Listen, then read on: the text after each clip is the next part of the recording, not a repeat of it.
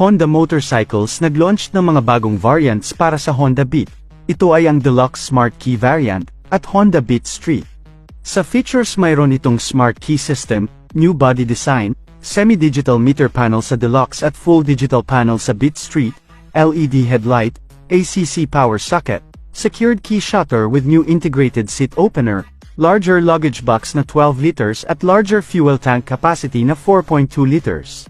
Ang wheels ay equipped ng 12-inch rims na may new wider tire tread pero ang body design ay slim pa rin kagaya ng dati. Mapapansin din natin na sa bagong variant ay wala na itong kickstarter. Sa brakes mayroon pa rin itong hydraulic disc sa front at mechanical drum brake sa rear.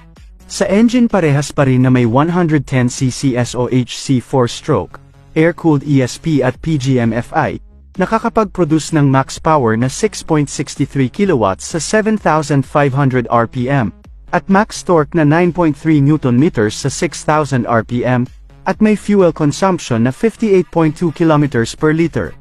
Ang 2024 Honda Beat New Variants ay kalalabas pa lang sa Indonesia na may starting price na 72,500 pesos, pero hopefully makapaglabas din ang Honda PH ng mga ganitong units sa mga susunod na buwan.